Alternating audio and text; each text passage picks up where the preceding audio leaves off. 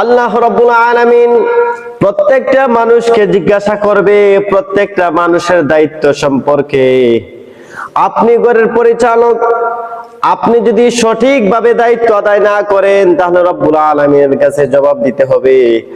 আপনি যদি রাষ্ট্রের প্রধান হন, আপনি যদি দেশের প্রেসিডেন্ট হন, আপনি যদি সঠিকভাবে আপনার দায়িত্ব পালন না করেন তাহলে রব্বুল আলামিনের কাছে জবাব দিতে হবে।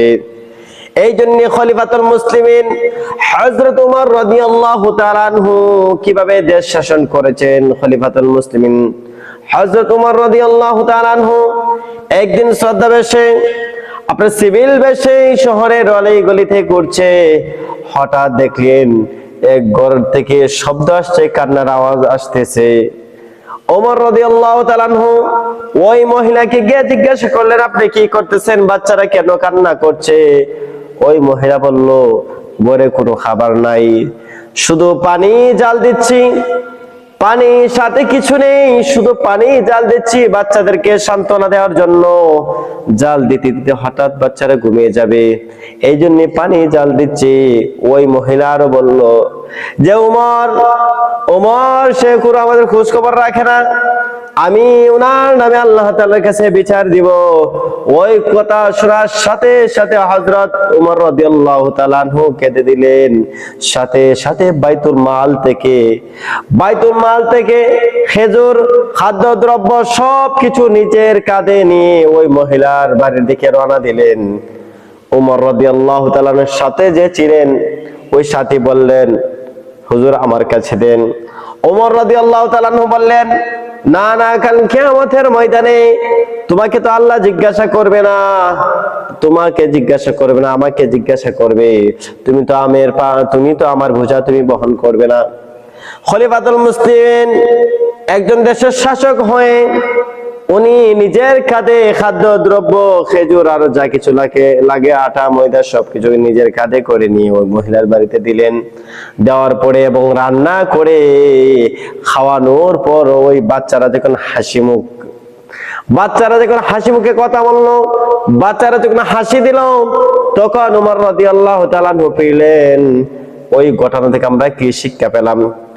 ওই ঘটনা থেকে আমরা শিক্ষা পেলাম শাসকদের উচিত হচ্ছে জনগণের খোঁজ নেওয়া। আপনি শাসক হয়েছেন, আপনি একজন এমপি হয়েছেন, আপনি একজন মেম্বার হয়েছেন, আপনি যদি মেম্বার হয়ে থাকেন আপনার ওয়ার্ডের মানুষের খোঁজ খবর আপনি নিতে হবে। যদি নিতে পারেন তাহলে আল্লাহ তাআলার কাছে আপনি ধরা পড়বেন না, আর যদি না নেন তাহলে আল্লাহ তাআলার কাছে আপনি ধরা পড়ে যাবেন। এই জন্যই শাসকদের উচিত হচ্ছে জনগণের খোঁজ খবর নেওয়া। আমরা যদি এমন শাসক বানাই যে শাসক ক্ষমতায় যাওয়ার আগে বলে অনেক কিছু করে দিবে, কিন্তু ক্ষমতায় যাওয়ার পর আপনি ওনাকে তালাশ করে পেলেন না, তাহলে এমন শাসক আমাদের হলে কি লাভ হবে? এই জন্যই শাসক এমন হওয়া উচিত যিনি জনগণের খোঁজ খবর নেন। 2 নাম্বার হচ্ছে এই ঘটনার শিক্ষা, গরিব দুঃখীদের সেবা করা একটি ইবাদত। আপনি ইবাদত করতেছেন, নামাজ রোজা হজ যাকাত মনে করতেছেন এগুলো শুধু ইবাদত না, না না, গরিব দুঃখীদের সেবা করা এটা একটা বড় ইবাদত। আমরা শুধু মনে করি নামাজ পড়া, জিকির করা, কোরআন তেলাওয়াত করা, যাকাত দেওয়া, জিকির করা এগুলো হচ্ছে ইবাদত। না না না, আরো ইবাদত রয়েছে, আপনি জানতে হবে। গরিব দুঃখীদের সেবা করা কি ইবাদত। 3 নাম্বার শিক্ষা হচ্ছে দায়িত্বশীল ব্যক্তিদেরকে আল্লাহ তাআলার কাছে জবাব দিতে হবে। আপনি যদি একজন চেয়ারম্যান হয়ে থাকেন, একজন মেম্বার হয়ে থাকেন, একজন এমপি হয়ে থাকেন, আপনি এমপি হওয়ার পরে আপনার থানার ভিতরে যদি কোনো মানুষ কষ্ট করে কোনো মানুষের হক যদি আপনি আদায় না করেন তাহলে আল্লাহ তাআলার কাছে জবাব দিতে হবে। আর আমি এমপি হওয়ার যদি উদ্দেশ্য এটা থাকে যে আমি এমপি হওয়ার পরে আমার যা যা লাগে আমি পূরণ করবো, না না না, তাহলে আপনি রব্বুল আলামিনের কাছে ধরা পড়ে যাবেন। রব্বুল আলামিনের কাছে আপনি জবাব দিতে হবে। আপনার থানার ভিতরে কোনো মানুষ যেন যার যার অধিকার সে সঠিকভাবে পায়, সঠিক যেন পায়। আপনার ক্ষমতা থাকাকালীন যদি কোনো মানুষ কষ্ট করে, কোন মানুষ যদি জুলুমের শিকার হয়, আপনি আল্লাহ তাআলার কাছে জবাব দিতে হবে। এই জন্য আমার দায়িত্বশীল ব্যক্তিদেরকে আল্লাহ তাআলা জিজ্ঞাসা করবে, আল্লাহ তাআলার কাছে জবাব দিতে হবে। জবাবদিহিতার ভয় যদি কোন মানুষের ভিতরে ঢুকে, সে কখনো 2 নাম্বারি করবে না, সে কখনো দুর্নীতি করবে না, সে কখনো বাটপারি করবে না, সে কখনো অন্যের হক নষ্ট করবে না।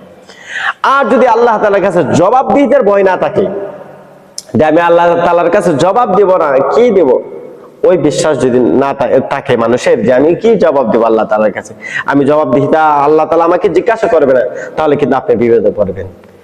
4 নম্বর শিক্ষা হচ্ছে বিনয় ও মানবতা। একজন মুমিনের গুণ, বিনয়ী গুণ অর্জন করতে হবে এবং মানবতার খেদমত করতে হবে, মানুষের কল্যাণের কাজ করতে হবে। বিনয়ী গুণ অত্যন্ত মারাত্মক একটি গুণ। আপনি বিনয় হতে হবে। আপনি যত নামাজ রোজা পড়েন না কেন, আপনার মধ্যে যদি বিনয়ী গুণ না থাকে, তাহলে আপনি পরিপূর্ণ মুমিন হতে পারবেন না। আপনার ভিতরে হিংসা থাকবে না, আপনার ভিতরে অহংকার থাকবে না, আপনার ভিতরে রিয়া থাকবে না। আপনার দিলটা থাকতে হবে ফ্রেশ দিলে ইবাদত করতে হবে, মানুষের সেবা করতে হবে। মানুষের খেদমত যখন করবেন, রব্বুল আলামিন আপনার এই সেবা খেদমত গুলো কবুল করবেন। এই জন্যই প্রত্যেক দায়িত্বশীলদেরকে আল্লাহ তাআলা জিজ্ঞাসা করবে। এই জন্য প্রত্যেক এমপি সাহেব, মেম্বার সাহেব, চেয়ারম্যান সাহেব, ওনারা যদি সঠিকভাবে আদায় করে, তাহলে সমাজে সুখ শান্তি ফিরে আসবে। আর খলিফাতুল মুসলিমিন ওমর রাদিয়াল্লাহু তাআলা আনহু যেভাবে দেশ পরিচালনা করেছেন, ওইভাবে যদি দেশ চালানো হয়, তাহলে দেশ সমাজ সবগুলোর মধ্যে শান্তি ফিরে আসবে। আর যদি আমাদের ভিতরে থাকে যে আমি ক্ষমতায় যাওয়ার পরে আমি কত টাকা খাবো, এটা যদি নিয়ত থাকে, তাহলে আপনার কিন্তু আল্লাহ তাআলার কাছে জবাব দিতে হবে। এজন্য মানুষের সেবা করবেন, যতটুকু পারেন মানুষের সেবা করবেন। মানুষের সেবা করলে আল্লাহ রাব্বুল আলামিন এর উসিলা আল্লাহ তাআলা আপনাকে মাফ করে দিবে।